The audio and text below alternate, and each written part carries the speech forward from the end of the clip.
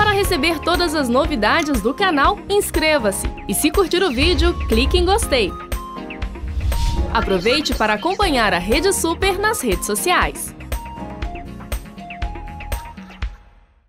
Pessoal, a Páscoa ela está chegando, não é verdade? Mas ao contrário do que o comércio prega, a data para nós cristãos não tem nada a ver com coelho e ovos de Páscoa e etc. E o professor Matheus Zandona Guimarães vai falar um pouco com a gente sobre esse tema tão maravilhoso e vai nos explicar tudo o que se refere à Páscoa aqui no nosso estúdio. Matheus, bom revê-lo, né, cara? Tudo bem, alegria estar aqui. Tudo bem, Matheus? Joia. Graças a Deus. Como é que estão as coisas, seu pai, seu irmão? Na bênção. A Tati, os meninos? Melhores ainda. Então tá certo. Uma família linda, família bonita. O Matheus, amigo já de muito tempo. E eu estava pensando ali, conversando, e já leva aí bem quase já uns 20 anos, tempo lá da companhia. Né, nós estamos ficando velhos, hein, Sérgio? Nada. Eu falo que eu não estou ficando velho, eu estou virando um clássico. É diferente. Mas, Matheus, nós ali falamos sobre a Páscoa, ali com esse envolvimento de ovos de Páscoa, o comércio em si. O que tem de fato a ver, ou se tem a ver ou não, da Páscoa com ovos, coelho ou cordeiro? Como que é? Bom, a gente vê essa semana o mundo inteiro está celebrando a Páscoa. Tanto cristãos como judeus também. Sim.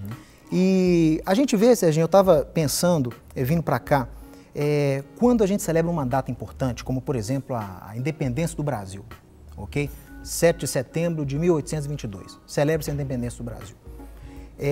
Se eu falasse, como que celebra-se uma independência do Brasil cristã? Não teria muito sentido, né? Os cristãos, na verdade, é a mesma. O fato é o mesmo, né? O evento é o mesmo. O brasileiro é que é um evento nacional. Exatamente. Né? Eu poderia ter uma distinção de como o português celebra essa data e como o brasileiro celebra essa data. Como o americano celebra a independência deles. Não lá. É? Então, assim, Páscoa vem da palavra hebraica Pessar, que significa passagem. Páscoa refere-se a qual evento? Ao evento que ocorreu lá no Egito com o povo de Israel. Há 3.500 anos. Se referindo à libertação do povo já. Aquela promessa que Deus ouviu o clamor e agiu através de Moisés, através também de um anjo, de um mensageiro especial, que o apóstolo Paulo dá nome a ele, chama ele que ele foi o próprio Cristo, aquela pedra que seguiu os israelitas no deserto, é uma figura do próprio Cristo. Enfim, Deus liberta o povo do Egito e naquela noite, antes da última e terrível praga da morte dos primogênitos, Deus institui um sacrifício. E é a primeira vez na Bíblia que tem-se a ideia, tem-se a instrução de um sacrifício para trazer remissão e redenção. É a primeira vez. Então o povo teria, né, a gente não tem tempo aqui de falar da história, mas as pessoas conhecem o Êxodo capítulo 12, por exemplo, tem-se a instrução disso que a gente tem conhecido como Páscoa. E os judeus celebram há tantos séculos e que cristãos também se lembram dessa data. Então, Pessar, ou Páscoa, é a festa que celebra a saída da escravidão para a liberdade, das trevas para a luz. Da morte para a vida. Da morte para a vida. É uma festa que também, para Israel, ela tem um sentido de identidade. Ela mexe muito com memória e identidade, porque foi quando o povo de Israel virou povo. Até então éramos ali, eu falo isso como judeu, eu leio essa história e a gente vê que a partir daquele momento nós ganhamos uma identidade nacional. Ali nós ganhamos uma identidade como povo. Então é uma festa nacionalizado o povo de Deus. Né? Pela primeira vez as revelações de Deus eram para a coletividade, não só para os patriarcas como era antes, né? Para Abraão, para Isaac, para Jacó, para José. Agora todo o povo ouviu a voz de Deus no Sinai, todo o povo viu as pragas, todo o povo de Israel foi liberto das pragas estando ainda no Egito. Então, Páscoa fala de identidade.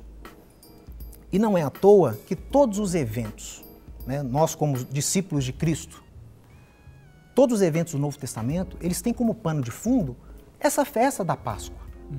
Que essa é exatamente a dúvida que muitos podem ter ali, é esse contraponto da Páscoa do Velho e do Novo Testamento, né, Matheus? Por quê? Porque a Páscoa, por que ela é tida como pano de fundo? Porque a ideia de sacrifício pascal, quer dizer, João avistando o primo Jesus fala, eis aí o Cordeiro de Deus que tira o pecado do mundo. É uma alusão à festa da Páscoa. Da Páscoa.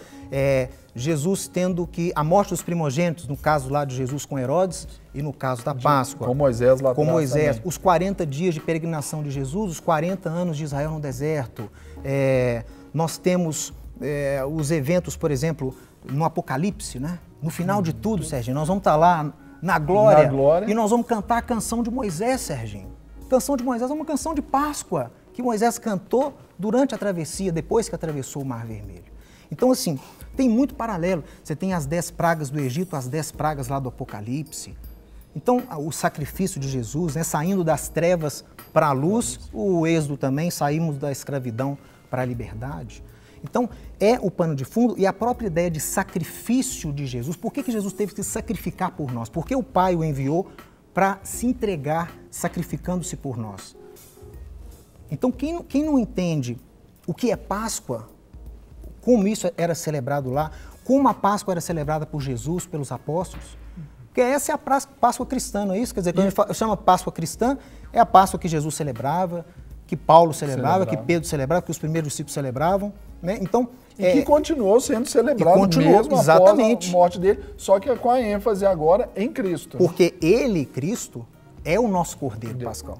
Porque ele nos tira das trevas, nos leva à luz. Né? Ele nos dá uma nova vida. Tira da morte e nos dá a vida. A vida eterna. Então, por isso que a analogia é feita, Cristo é o nosso Cordeiro Pascal. Agora, Mateus, quando hoje essa ideia, vamos dizer assim, até distorcida para a questão, por exemplo, do coelho, a questão dos ovos de Páscoa, como que isso se contrapõe a essa ideia tão genuína, tão linda? Porque, como você ilustrou no início, peraí, como que o nordestino celebra a independência e o gaúcho celebra? É como se houvesse essa distinção, não é verdade? Exatamente. Então, esse contraponto aí de Páscoa, coelho, ovos, o que você nos diz a respeito? Bom, voltando até naquela sua primeira pergunta, a Páscoa é uma festa que a gente vê, como você disse, no chamado Antigo Testamento, e a gente vê também no Novo Testamento, Jesus celebrando essa Páscoa, Paulo dando uma ordenança apostólica lá para os Coríntios, em 1 Coríntios capítulo 8, né, versos 7 e 8, ele fala, olha, vocês têm que se livrar do fermento. Paulo está falando isso sobre santidade. E está querendo trazer a memória do povo de onde eles vieram. Então ele fala, olha, vocês têm que lançar fora o fermento velho para se tornar nova massa. Porque vocês, em Cristo, vocês são nova massa. Vocês não têm fermento, que é uma simbologia do pecado. Por isso, né? Por quê? Porque Cristo é a nossa Páscoa. Então celebremos a festa, não com o fermento da maldade, da malícia, mas com os ázimos da sinceridade e da bondade. Ou seja, a gente vê a Páscoa lá atrás, mas vê também na vida da igreja, uma coisa muito, muito forte. Muito próprio. O que a gente viu, como você disse, a gente tem uma espécie de um sincretismo, parece que coisas foram entrando nessa tradição bíblica apostólica cristã tão bonita, que na minha opinião, tem um intuito de fazerem as pessoas não prestarem atenção no verdadeiro sentido daquilo do que é feito. Né? Então você falou o ovo, a própria parte do comércio, né? A gente conversava até antes no programa que não é a nossa função estabelecer juízo, mas providenciar trazer o ensinamento, conhecimento, para que as pessoas possam discernir, as pessoas têm o novo nascimento, têm o Espírito de Deus como eu e você, elas têm como discernir, não é? Claro. Então a gente sabe, por exemplo... E temos que resgatar isso, né, Mateus? Exatamente. Por quê? Porque isso é herança da igreja. Paulo fala que os não-judeus em Cristo são co-herdeiros e coparticipantes das bênçãos do Evangelho em Cristo. Bênçãos dadas ao povo de Israel, as alianças, as promessas. E herdeiros juntos. Exatamente, né? Então, Sérgio. É aí que nós precisamos, então, entender o real significado da Páscoa. Então, você, telespectador, vá prestando atenção aí em casa, porque tem muita coisa que nós precisamos mudar, ou ao menos resgatar, trazer de volta aí na nossa vida. Muito bom. É isso, Mateus. E aqui, você nos traz aqui uma mesa própria de uma celebração, né, judaica, sim, né, sim. Mateus, desde os tempos de Jesus, que nos traz toda essa simbologia, que, aliás, é extraordinária, é muito linda e muito rica, né, Mateus? Exatamente. Então, vamos começar aqui por esse prato aqui, não é, Mateus? Serginho, a Páscoa hoje, então, nos lares judaicos, seja o judeu discípulo de Cristo ou ainda não um discípulo, ele celebra desse jeito aqui, tá? Não é que todo cristão tem que celebrar dessa forma, eu só trouxe esses elementos para que as pessoas que nos assistem vejam como que o judeu e como que Jesus também celebrava. Então, esse prato é chamado de Queará. E nele aqui nós pegar aqui, só para o nosso fininho aqui, cada um desses lugares tem uma inscrição. Se o Fininho puder mostrar aqui para a gente, ó. Pode vir aqui, Fininho, por cima aqui, que aí tem os nomes de cada um desses elementos, né? Isso. São nomes em hebraico, né? O Beitzá, o Karpaz, o Hazeret, o Maror, o Zeroa e o Haroset, que são os elementos que compõem aqui, que eu vou explicar rapidinho. Então nós vamos aqui bem rápido, Mateus. Vamos começar então pelo ovo aqui.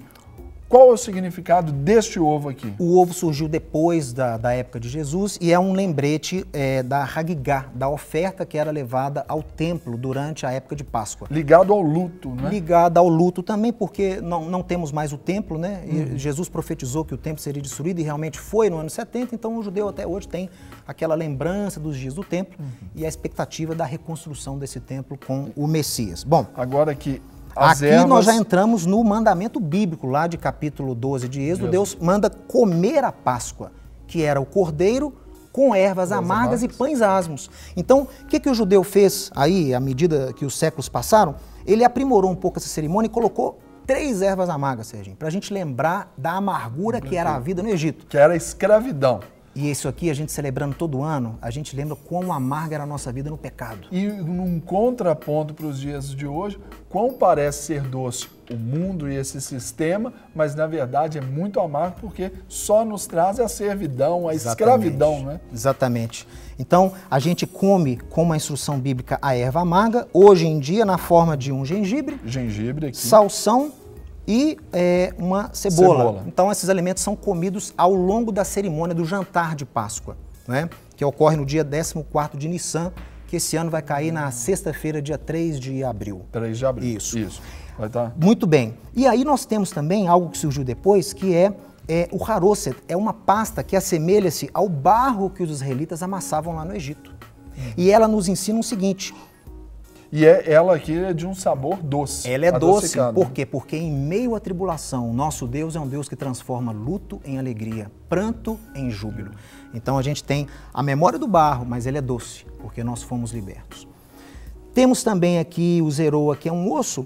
Os judeus atualmente não crentes, eles têm esse osso aqui como a memória daquele cordeiro que era oferecido lá nos dias da Páscoa. Inclusive, os mais tradicionais nem comem o cordeiro no jantar, eles fazem um outro prato.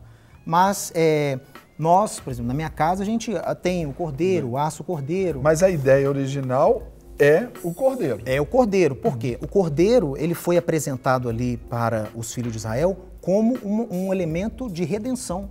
O sangue daquele cordeiro deu a redenção para o povo naquele juízo. O que marcou a casa ali do povo de Deus para que o anjo da morte passasse por cima. Serginho, eu vou te falar uma coisa que é fantástica. Nesse relato do Êxodo 12, no hebraico, quando a gente lê, a impressão que dá é que era um cordeiro só.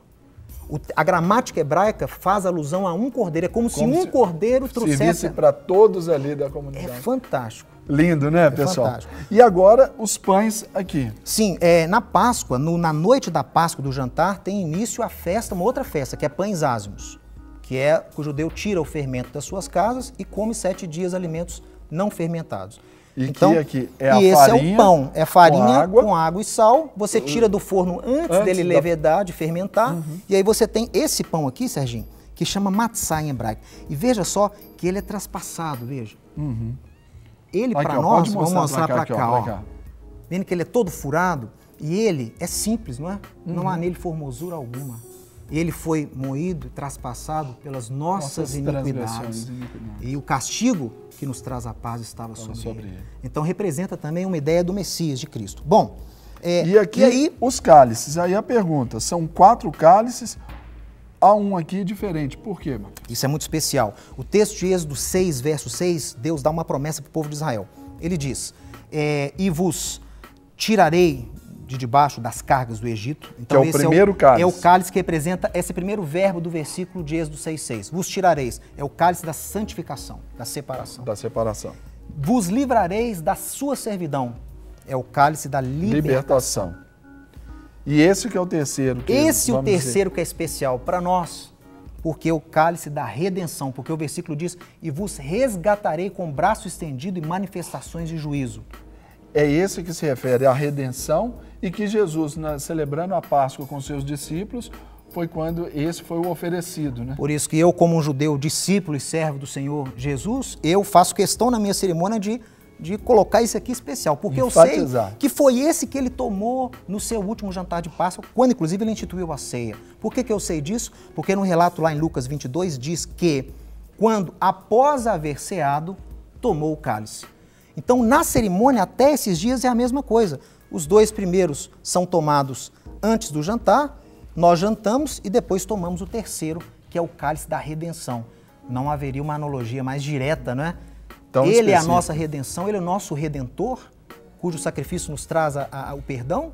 Então, Jesus pega esse cálice e fala que é o cálice da nova aliança no seu sangue.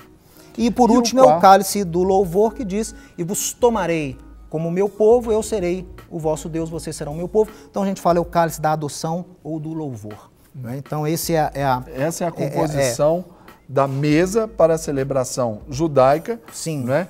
Cristã, vamos dizer assim, hoje no tempo da Páscoa, que nós já estamos aí às vésperas, se assim a gente pode dizer, né, Mateus? Eu acho que o importante da Páscoa é lembrarmos que o elemento central é Cristo. Né? Ele nos traz a redenção, ele nos traz a remissão, ele nos traz das trevas para a luz, da escravidão para a liberdade. Então, ele é o elemento central. E temos, né, na Páscoa cristã uma característica, né, que associa-se a Páscoa com a ressurreição de Cristo.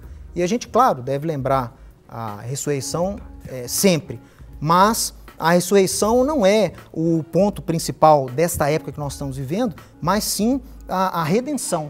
Né? Jesus, ele ressuscita, inclusive não foi em Páscoa, ele celebrou Páscoa, então ele não podia estar celebrando a própria ressurreição. Ele ressuscitou no dia de primícias, que é uma outra festa, e ele foi sacrificado em Páscoa, dia de Páscoa mesmo. Então, Páscoa nos lembra, claro, a gente lembra da ressurreição de Jesus todos os dias. É o motivo de eu estar vivo aqui, sim, é porque ele ressuscitou. E é o motivo da ceia do Senhor também, anunciando.